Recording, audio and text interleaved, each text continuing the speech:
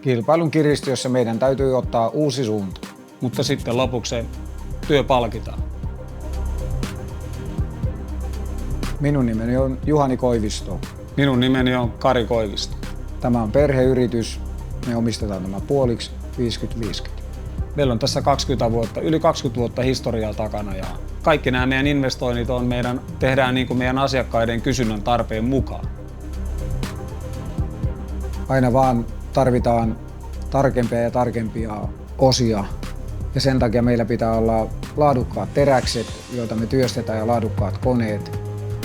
Me halutaan olla asiakkaan luottamuksen arvoisia ja tietysti meillä on halu kasvaa ja kasvaa ei voi, jos ei investoi. Ensiksi on investoitu yleensä markkinoiden tehokkaimpiin koneisiin ja sitten on ruvettu katsoa, että löytyykö niille töitä. Se on ollut meillä semmoinen punainen lanka tässä hommassa. Niin me ollaan oltu siinä kyllä aina kärjessä. Sitä myötä takaa meille sitten hyvän kilpailuasetelman. Strengthsihän on valtavan tasalaatusta ja hyvin muovattavaa terästä ja meillä on todella vaativia koneenrakennusosia ja se on siinä näyttänyt, että kun tarvii toistoja särmäyksessä, niin ne pysyy hyvinkin samanlaisina.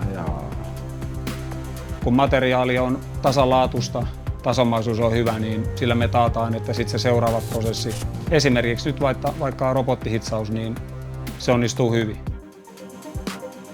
No meillä on ollut SSAB:n kanssa muutamia yhteisiä projekteja, joissa me ollaan sitten yhdessä asiakkaan kanssa suunniteltu ja valmistettu komponentteja.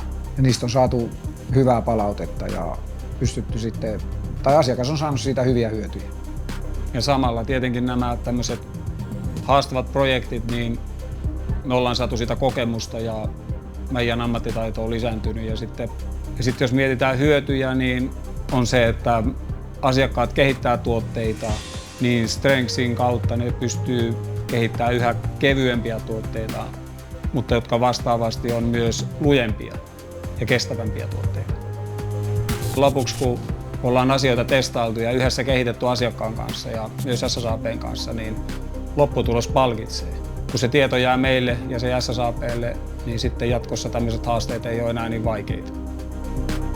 Jaksetaan painaa eteenpäin, että firmaa kehitetään ja uutta tuotantotilaa ruvettiin taas rakentamaan ja uusia koneinvestointeja on tulossa, että eteenpäin mennään. Odotamme tulevia vuosia ja sitä, että voimme jatkaa kehityksen kärjessä.